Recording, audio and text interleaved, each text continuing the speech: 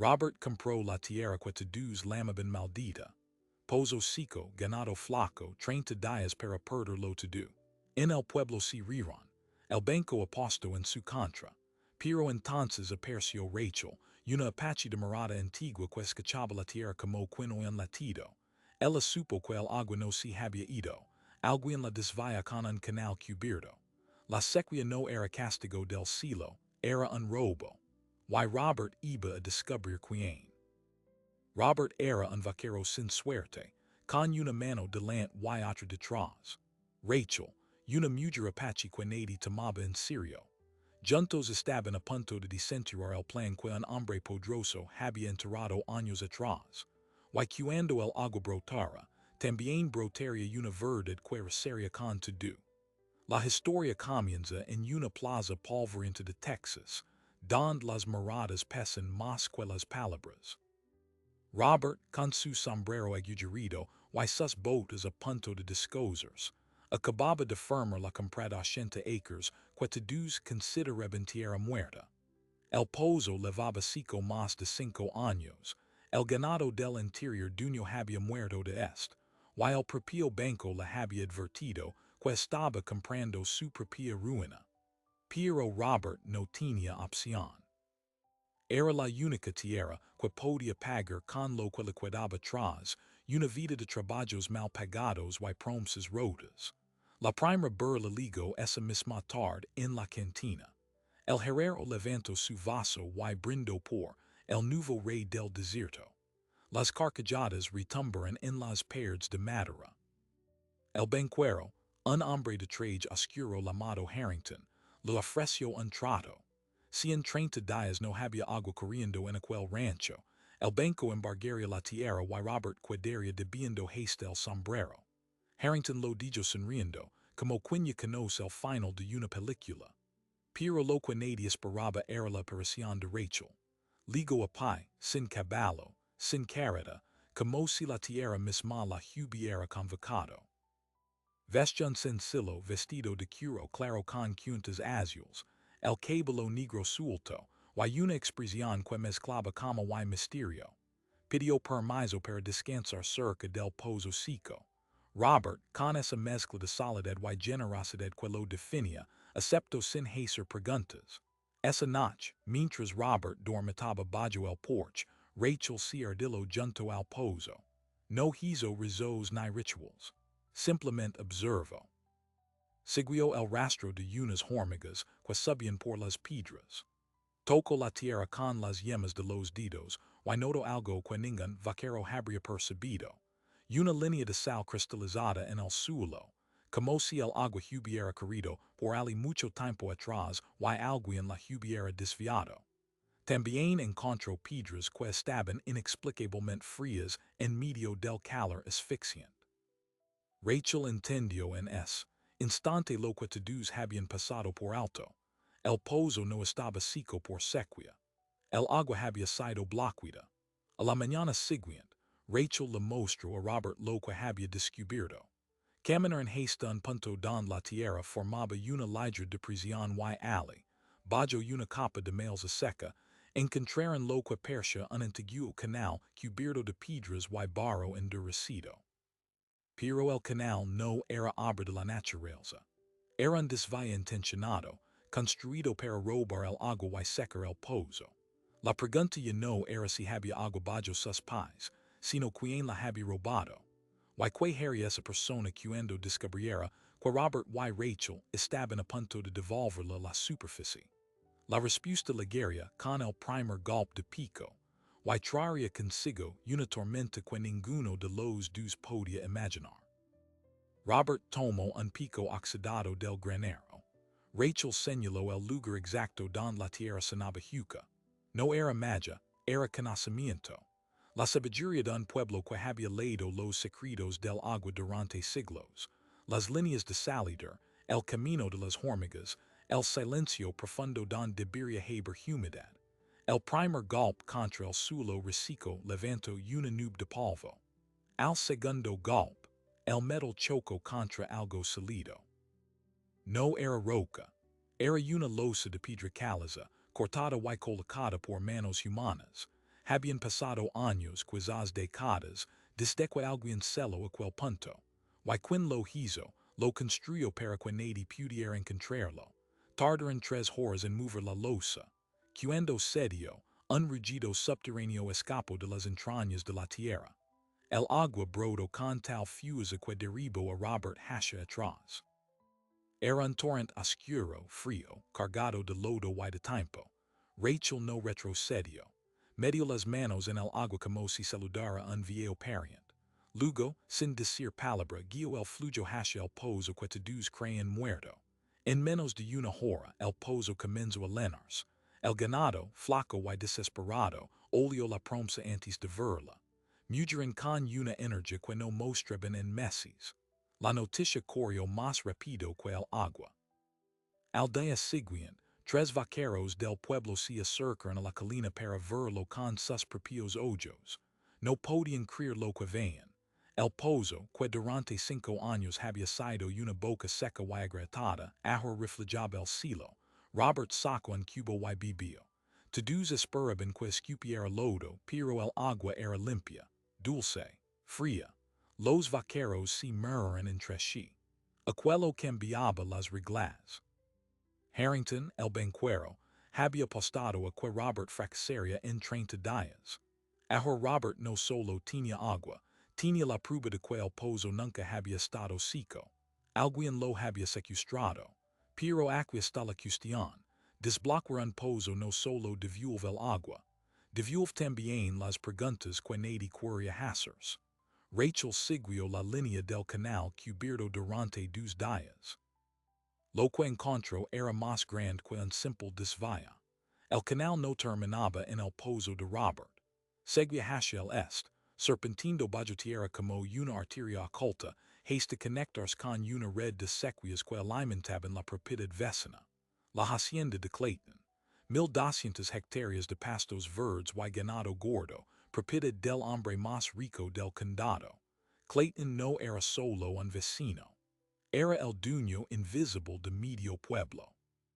Hacia la herrería, tenía acciones en el banco de Harrington, y pagaba los salarios del sheriff. Durante la última década, había comprado 2 ranchos pequeños a precio de tierra baldía. Todos tenían algo en común, pozos que misteriosamente se secaban. Nadie había conectado los puntos. Hasta ahora, Rachel encontró algo más. Al final del canal, oculto entre los matorrales, había un dique de madera y barro con las iniciales CC grabadas a cuchillo. Cuando se lo mostró a Robert, él sintió que el suelo se movía bajo sus pies. Clayton no solo había robado el agua, había construido un sistema deliberado para arruinar los pequeños rancheros y quedarse con sus tierras. Y Robert, sin saberlo, acababa de comprar el último terreno que Clayton necesitaba para cerrar su imperio. Esa noche, Robert no durmió. Sabía que enfrentarse a Clayton era como retar a un toro con una navaja. Pero Rachel le dijo algo que lo cambió todo. Le mostró un mapa que había dibujado sobre un trozo de cuero. Cada rancho quebrado, cada pozo seco, cada familia expulsada estaba marcada. La ruta del agua robada era la firma del crimen. Clayton no era un hacendado afortunado, era un ladrón de agua, y ahora tenía las pruebas. Al amanecer, un giant solitario apareció en el horizonte. No era Clayton. Era un mensajero con un sobre lacrado. Dentro, una sola hoja de papel con una oferta. Clayton le compraba el rancho a Robert por el doble de lo que había pagado. El doble, en efectivo. La oferta expiraba al mediodía. Si Robert aceptaba, se iría con dinero, pero dejaría que el robo continuara. Si se negaba, Clayton lo advirtió en la última línea del mensaje. Las sequías pueden volver. Y esta vez, pude que no haya nadie que te ayude a encontrar el agua. Robert miró a Rachel. Rachel no dijo nada.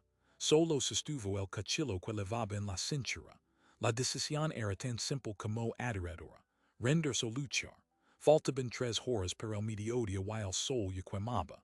La tormenta que nadie imaginaba estaba a punto de estallar. Robert dobló la carta y se la devolvió al mensajero sin abrir la boca. El hombre, uncapites de rostro duro, lo miro como quin mira un condenado. Comets un error vaquero. Robert no respondió. Solo señaló el camino de regreso con la cabeza. El caballo se alejó levantando polvo while mediodia ligo con un silencio denso, de esos que anuncian que la paz se ha roto per siempre. Rachel, apiada en el brocal del pozo, comprendió que la guerra por el agua no había hecho más que empezar. Clayton no tardó en mover ficha. Aquella misma tarde, tres hombres a caballo aparecieron en el límite de la propiedad. No se acercaron al rancho. Se quedaron en la colina quietos recortados contra el cielo anaranjado. Vigilaban. Robert sintió que el rancho, que apenas ayer era su refugio, se convertía en una pecera de cristal. Rachel lo observó con calma. Nos están midiendo, dijo. Quieren saber si tenemos miedo. While la verdad es que Robert sí tenía miedo. Pero también tenía algo que no esperaba, la visita del viejo McAllister. McAllister era uno de los rancheros que Clayton había arruinado 5 años atrás. Perdió sus 100 acres cuando su pozo se secó de la noche a la mañana, igual que el de Robert. Ligo con un sombrero tan gastado como el suyo, pero con los ojos encendidos por una chispa que llevaba años apagada. Dicen que encontraste agua, dijo. Why dicen que descubriste quien la robó? Robert asintió. Clayton construyó un canal subterráneo para desviar el agua de este pozo, pero no es solo mi agua, es el agua de todo el val. Lo que McAllister reveló a continuación cambió las dimensiones del crimen. Resultó que el canal no solo alimentaba la hacienda de Clayton. Se ramificaba hacia el sur, hacia un embalse artificial que Clayton había construido en terrenos que no figuraban en ningún mapa oficial. Ese embalse le permitía vender agua a los rancheros ricos del condado vecino a precio de oro. Clayton no era solo un ladrón de tierras. Era el dueño de un mercado negro de agua en una región asolada por la sequía. Cada rancho que se acaba se convertía en una nueva parcela para expandir su imperio de polvo y este. Rachel trazó sobre la tierra un nuevo mapa, esta vez más grande. Con una ramita marcó el punto donde el canal se bifurcaba, el embalse oculto, las propiedades compradas y las que estaban a punto de caer. El dibujo tenía la forma de una telaraña. Y en el centro, la araña. Pero la revelación más amarga llegó esa noche. Rachel, que había vivido en aquellas tierras antes de que los colonos trazaran sus cercas, recordó algo que su abuela le había contado. Bajo el val corría un río subterráneo, sagrado per su pueblo, que alimentaba todos los pozos de la región. Nadie nunca había intentado desviarlo porque sabían que romper su curso era como cortar la vena de un cuerpo vivo. Clayton, sin saberlo o sin importar, había perforado ese río al construir su canal, while la herida que estaba cosando no solo secaba ranchos, drenaba el val entero. La escala de la catástrofe era aterradora. En 2 o 3 años más, el acuífero colapsaría y ni siquiera la hacienda de Clayton tendría agua. Pero Clayton no pensaba en el futuro. Solo en acumular dinero y poder antes de que todo se secara. Robert comprendió que ya no luchaba solo por su tierra, luchaba por cada familia que aún resistía, y por las que ya se habían ido derrotadas. A la mañana siguiente, Robert y McAllister cabalgaron haste a la oficina del registro de tierras en la capital del condado. Allí encontraron la última pieza del rompecabezas. En los archivos, bajo capas de polvo, apareció un mapa de aguas original fechado en 1872. Ese mapa reconoce el curso del río subterráneo como bien común, y prohibía tajantemente su desviación. Clayton lo sabía, y para sortir la ley, había sobornado al agrimensor del condado para que falsificara los planos modernos. El agua robada no solo era un crimen moral, era un delito federal. Pero cuando Robert salió de la oficina con los documentos en la mano, el sheriff lo estaba esperando en la acera. Le tendió una orden de arresto. El motivo, Alteración de cosas provados y sabetes de propiedad ajena. Clayton había movido sus hilos más rápido que la justicia. Las pruebas que Robert levaba consigo eran la verdad, pero la verdad no importaba cuando consistía la placa estaba en la nómina del criminal. El arresto incendió al pueblo. Aquella tarde, una docena de rancheros, viudas y peones se reunieron frente a la cantina. Algunos levaban palas, otros escopetas, y todos levaban la rabia contenida de años de humillaciones. Rachel se plantó en el centro y habló en un español pasado, con la autoridad de quien ha visto nacer y morir imperios. No necesitamos que nos den justicia. La justicia ya está escrita en la tierra. Solo tenemos que dejar que el agua hable. La marcha hacia el rancho de Robert fue silenciosa. Cuando llegaron, los tres vigilantes de Clayton seguían en la colina. Al ver la columna de rancheros, uno de ellos giró el caballo y salió al galop. La noticia iba a llegar a oídos de Clayton antes del anochecer. La confrontación era inevitable. Robert fue liberado a las pocas horas por presión popular. Pero el aviso estaba claro. El siguiente paso sería con plomo. Aquella noche, mientras las estrellas cubrían el desierto, Robert y Rachel se sentaron junto al pozo.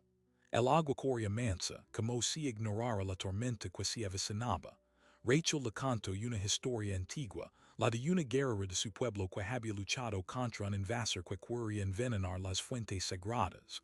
No ganó con armas, ganó con la verdad. Al alba, un mensajero distinto apareció. No era de Clayton. Era del juez del distrito, que había recibido los documentos originales del registro, y citaba a Clayton a una audiencia urgente. La ruta de la justicia empezaba a girar, pero lento, demasiado lento.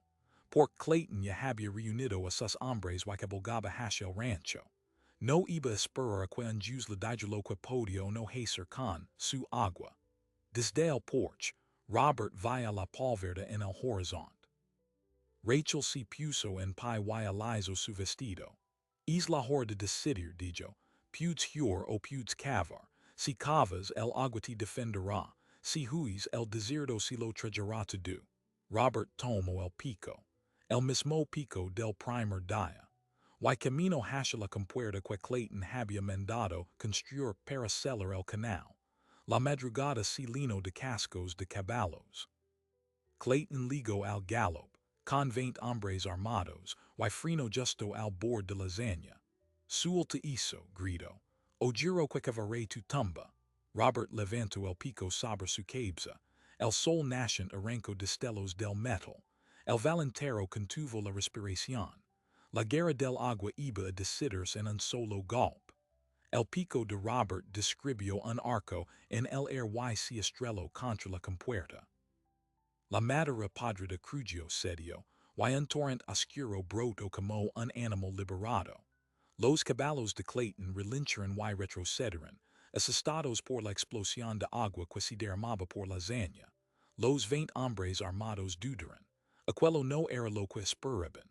Habían venido a enfrentar a un vaquero pobre, no a una fusa que llevaba años contenida bajo tierra. Clayton desenfundó el revólver. Te mataré, maldito. Pero antes de que pudiera disparar, Rachel levantó la mano. No para detenerlo a él, sino para señalar algo que todos pudieran ver. El agua no era solo un chorro. Era un río entero, cada vez más ancho, que arrastraba piedras y barro, abriendo la tierra a su paso.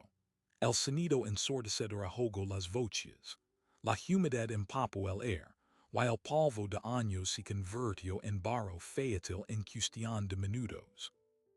Los rancheros que habían acompañado a Robert se miraron asombrados. Algunos se ardillaron, otros metieron las manos en el agua y las levaron a sus labios.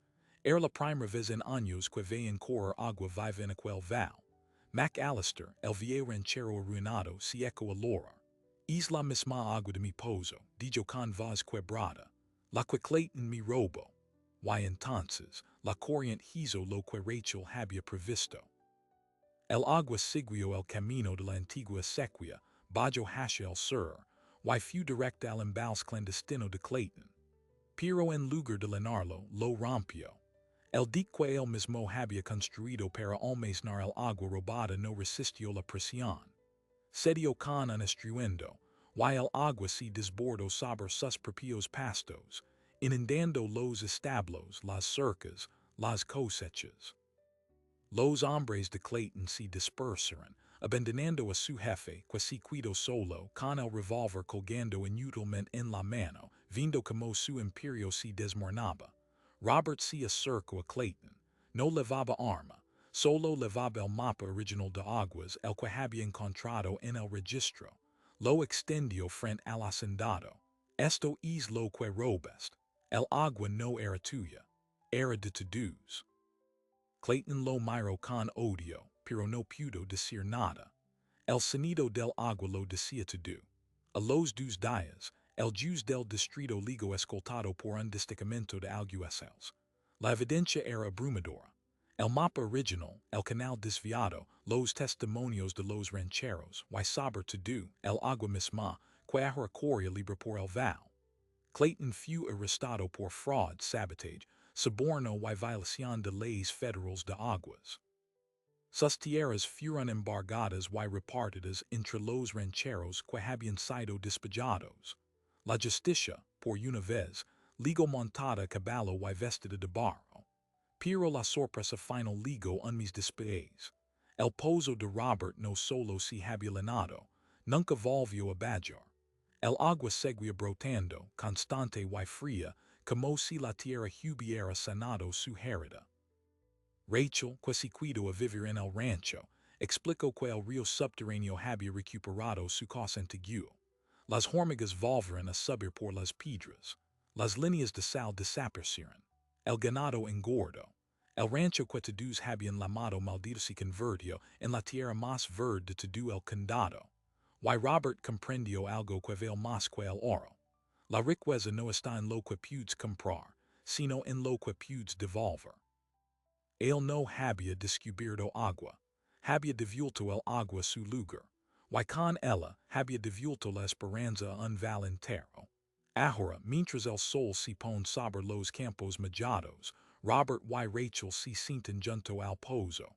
Ella le enseña a leer las huellas de los animales, a entender el lenguaje del viento, a escuchar la tierra.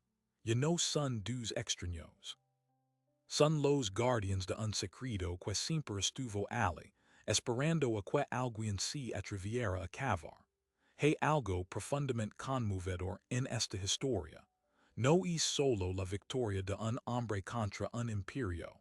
Es el triunfo del conocimiento antiguo sobre la ambición ciega. Rachel no hizo magia. Entendía la tierra mejor que todos, porque su pueblo levaba siglos escuchando lo que otros ignoraban.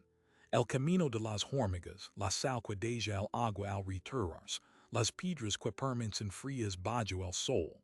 Sabers que no se aprenden en libros, sino en la paciencia de observar y respetar. Hoy, el pozo de Robert sigue brotando. El val reverdeció. Y cada vez que alguien pregunta como un vaquero pobre y una mujer apache lograron lo imposible, la respuesta es simple: no lucharán contra la tierra, si aliarán con ella. Quizás la verdadera sequía no sea la falta de agua, sino la falta de quien sepan escucharla. Porque la tierra siempre habla, solo necesita a alguien dispuesto a cavar. Si esta historia te hizo reflexionar, compártela con alguien que necesite recordar que a veces la solución está justo debajo de nuestros pies. Y si quieres más historias de gente común que cambió su destino, suscríbete a este canal y activa la campana. Hasta la próxima.